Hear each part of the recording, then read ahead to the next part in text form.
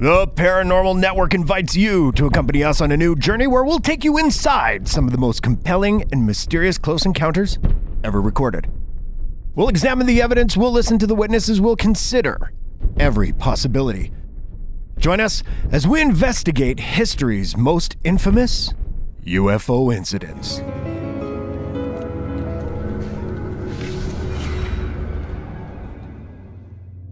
It's an antiquated term now, but once upon a time, flying saucers were all the rage. During the late 40s and throughout the 50s, everyone and their mother were seeing the disc-shaped UFOs, if not in the air or on the news, then at the movies or in comic books.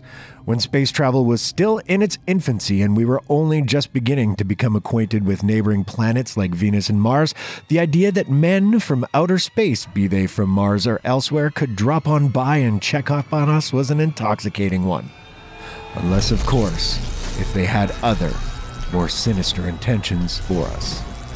But why flying saucers? Seems kind of silly now, of course, especially at a time when people everywhere are taking UFOs or UAPs as seriously as ever.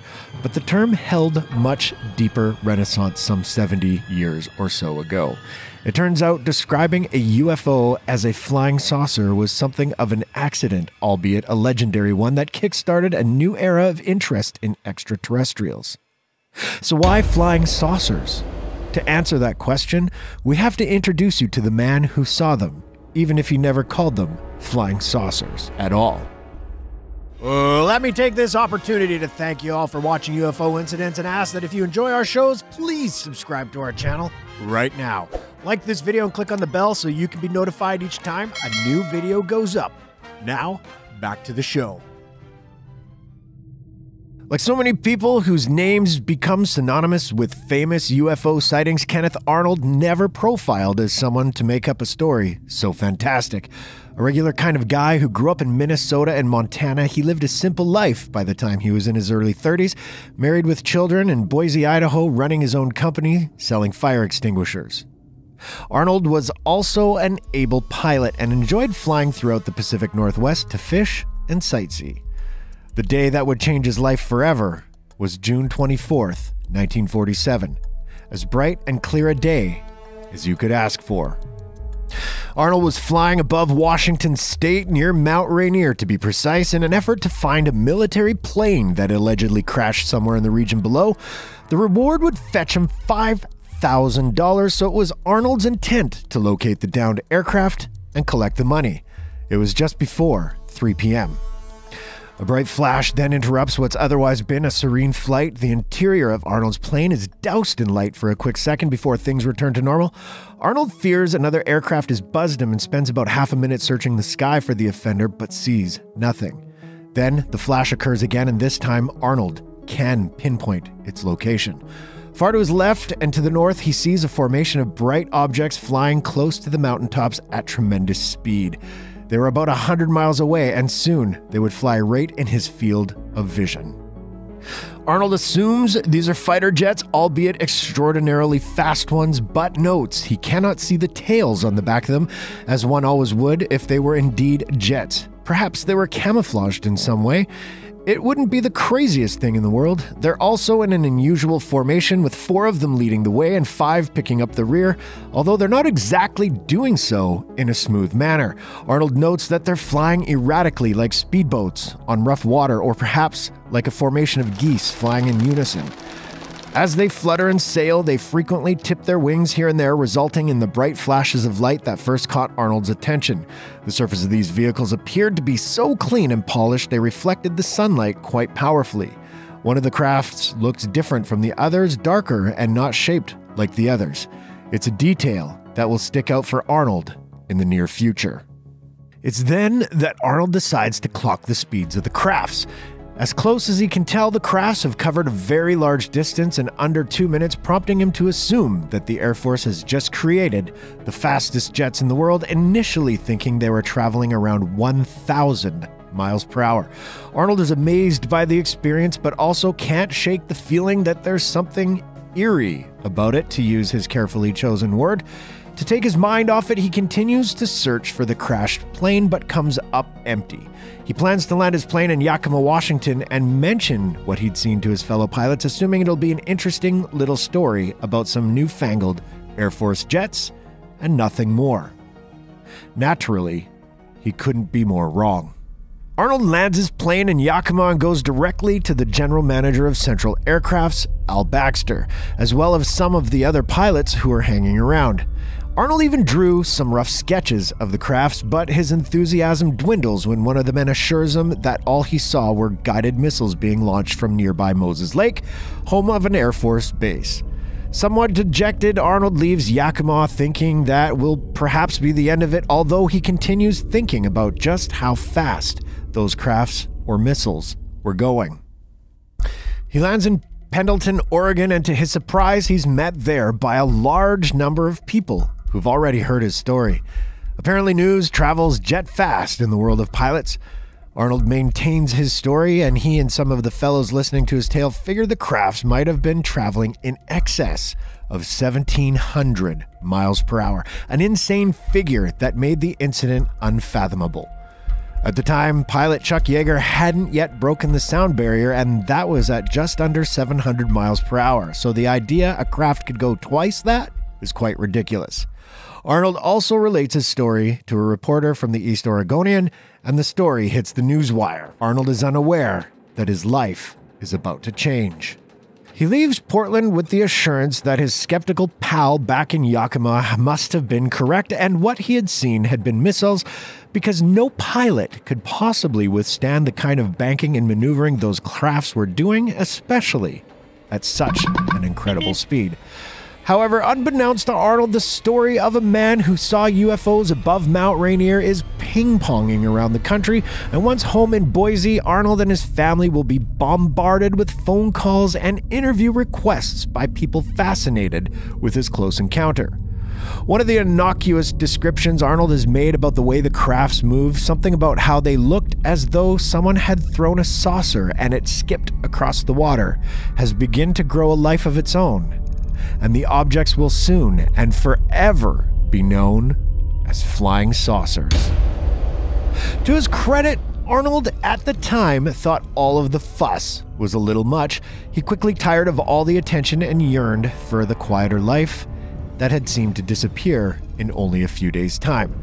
Arnold was still a believer in the idea that what he'd seen were either missiles or experimental jets. But a meeting with friend and aviation editor of the Idaho Statesman Dave Johnson sows some doubt. Johnson isn't a believer that what Arnold saw that day was any kind of military craft, and he was the kind of man who would know such things.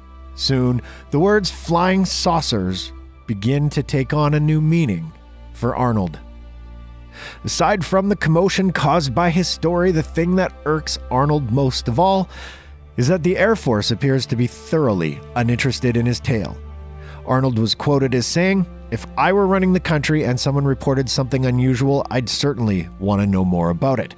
Never backing down from his account, Arnold remained pragmatic about the situation, saying in the same interview, "I never suffered from snowblindness, spots before my eyes, or hallucinations. Physically, I'm 100%. I'll submit to any kind of test. I only reported what any pilot would report. I certainly have nothing to gain in a business way with all this hullabaloo." The hullabaloo would continue quite a bit, not just for Arnold, but for hundreds of people across the country. Eventually, there were official investigations into Arnold's sighting, but not much came of them, his story being dismissed by many as impossible, for no one could see crafts flying at tremendous speeds. We can say that the recent sightings are in no way connected with any secret development by any agency of the United States. The military would say they had no experimental aircrafts of the sort Arnold described, but that would not put an end to the speculation of what in the world it was that Kenneth Arnold saw on that June afternoon. Before Arnold and the rest of the world knew it, flying saucers were soon being seen everywhere. Dozens upon dozens of people were reporting seeing all manner of flying objects in the sky. Even on the same day as Arnold's encounter, people in the area, a prospector on Mount Adams and a woman in nearby Seattle reported seeing UFOs in the sky, and these people were certainly not working in connection with each other. In fact, mere weeks after Arnold's tale, two very famous sightings occurred. On July 4th, United Airlines Flight 105's pilots and crew members saw disc-shaped flying objects in the night sky, objects without traditional wings or tails. At first 5 of them, then an additional 4. Even Arnold's newspaper pal Dave Johnson sees something he can't explain a few weeks after Arnold's incident, though Johnson reports seeing a flying object, though this one is flat and described as being thin, like a thin black line. And days later, perhaps the most seminal moment in the history of UFOs happened in New Mexico. A little town called Roswell had been visited by something unidentifiable. Maybe even something unearthly. Just how many UFOs were reported that year is unknown, but some estimates have put the number in the high 800s. Could be more. What was certain was that UFO fever had sprung, whether it was aided by the paranoia unleashed by the dawn of the Cold War. That's certainly possible. By the early 1950s, movie theaters were filled with sci-fi pictures about invading Martians and killer extraterrestrials. That hasn't exactly stopped to this day. As for Mr. Arnold, later in life, he seemed to embrace his position in UFO lore and even the term flying saucer, going as far as to title his book about the incident, The Coming of the Saucers. In 1950, while talking to legendary journalist Edward R. Murrow, Arnold would say this about the incident, quote, "Being a natural-born American, if it's not made by our science or our Army Air Forces, I am inclined to believe it's of extraterrestrial origin." Arnold went on to investigate other people's UFO sightings, becoming enthralled by the phenomenon, so much so that his wife eventually told him enough was enough. According to his daughter Kim, her father felt a responsibility to tell his story as he remembered it and to help others come to grips with their experiences. Arnold would eventually allege that he had several more encounters with strange aircraft, some of them appearing quite different than the original batch he saw. Kim Arnold even claimed in an interview that Kenneth would come to believe the UFOs weren't mechanical objects at all, but some kind of living organism, due to the fact that he'd seen them change shape, become transparent, and change density.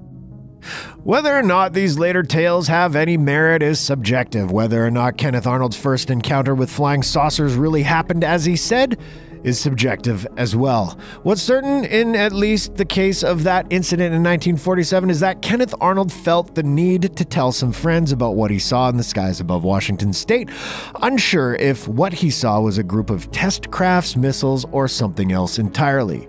He did not know then that his legacy was to be the man who coined the term flying saucer, even if he wasn't really that man at all. Arnold died in 1984 at the age of 68. In his honor, take a look up at the night sky tonight and keep an open mind. You might see something that can't be described in simple terms, but maybe you'll find a name for it that will stick. Maybe for much longer than you can possibly imagine. Has announced that a flying disc has been found and is now in the possession of the Army. Army officers say the missile, found sometime last week, has been inspected at Roswell, New Mexico, and sent to Wright Field, Ohio, for further inspection.